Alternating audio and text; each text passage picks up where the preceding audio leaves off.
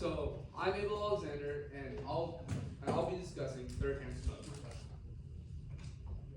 What is third-hand smoke?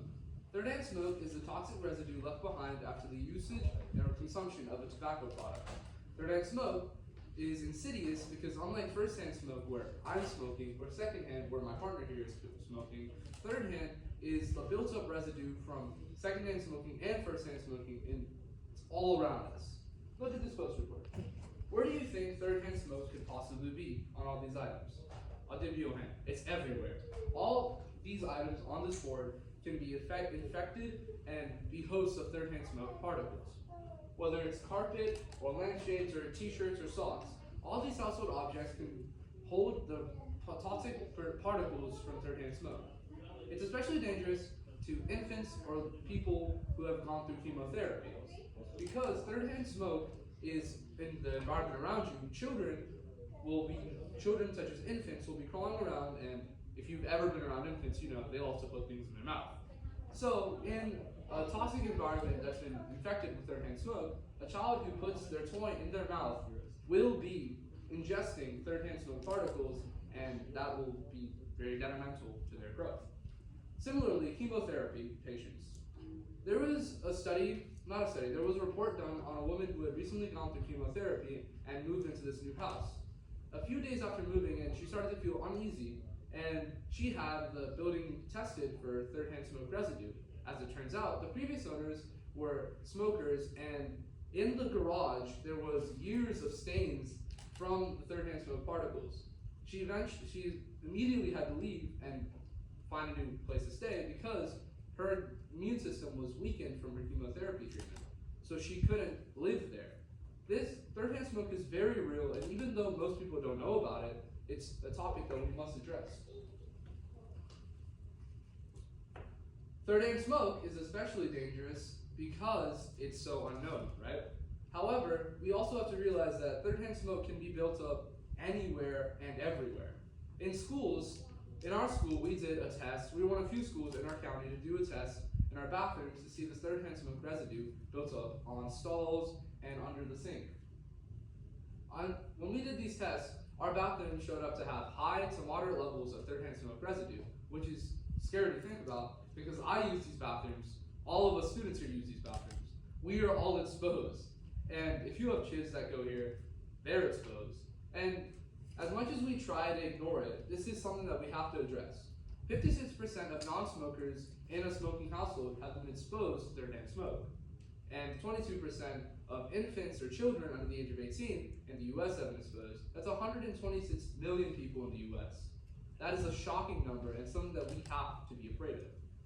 However, third-hand smoke is something that we can deal with. It isn't a threat that isn't beatable. So what are the long-term effects? How does it affect you personally, and why should you care? So for me, I'm going to go over the major long-term effects.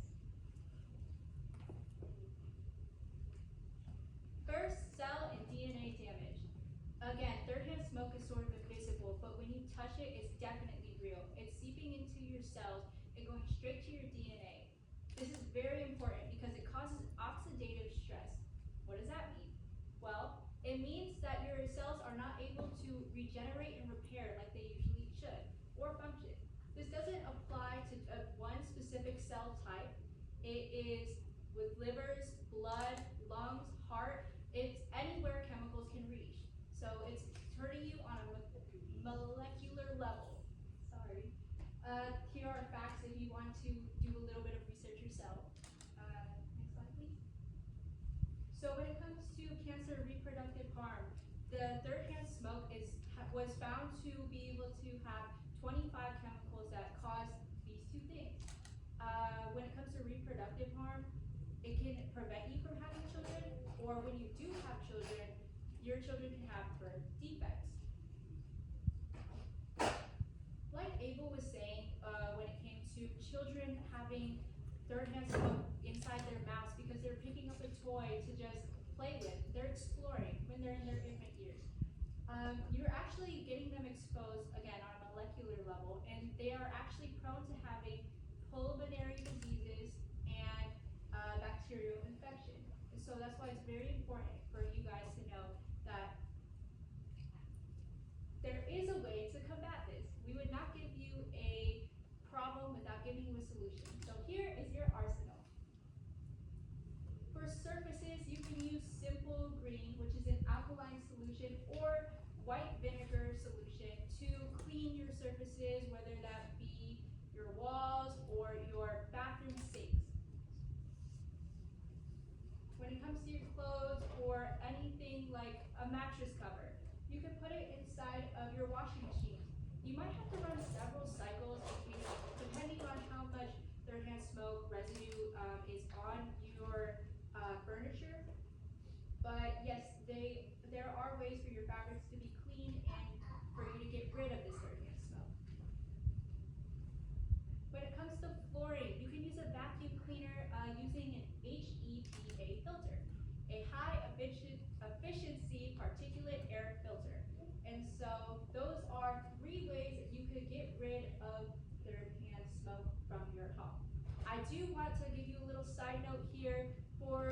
There are unwashable items, and this is basically any item that cannot be subdued in water. For example, a huge mattress. You can't put that inside a washing machine, so it'll be very difficult for you to get rid of third-hand smoke. But again, this is your decision to keep these objects in your house. But remember, there are long-term effects, which I stated before. Here is a link to the Third-Hand Smoke Resource Center. We didn't get to go over everything, but you can do research for yourself on your own time. They have